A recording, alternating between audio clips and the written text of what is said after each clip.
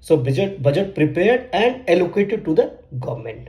And then after preparation and allocation of the budget, the concerned department, once bill is submitted online, then the approving authority will come here. Who is the approving authority? In state governments, there are multiple approving authority.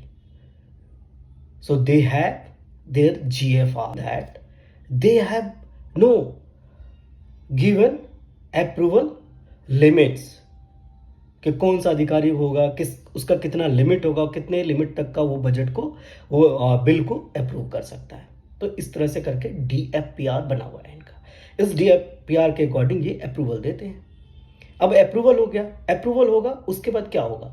पहले budget बना, फिर उसके बाद budget के according अगर किसी काम को एग्जीक्यूट किया गया, उस काम का बिल तैयार किया गया, बिल को सिस्टम में तैयार किया गया और बिल को फिर कंसर्न अधिकारी से अप्रूवल मिल गई.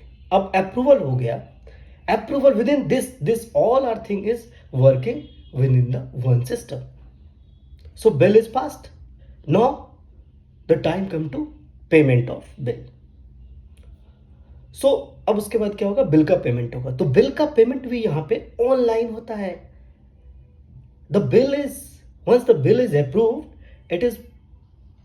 It is paid through the integrated banking system. So government में क्या होता है कि बहुत सारा बैंकिंग सिस्टम नहीं होता है. यहां पे RBI जो होता है, तो स्टेट बैंक ऑफ इंडिया के थ्रू इनका पेमेंट होता है. पेमेंट हो जाता है.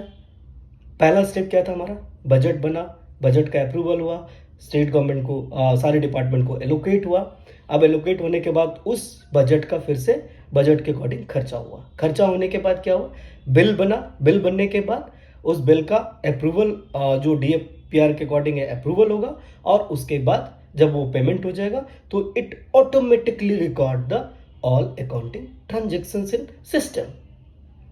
So everything connected in one system. That's why it is called integrated. So it's a very simple. IFMS is integrated the business function of state governments. Now what is the benefit? What is the benefit? It gives the transparency. It gives the transparency in business process. Faster processing of bill. Real-time tracking of fund. Better financial control. These kind of things is implemented through I. Thank you so much for watching my videos.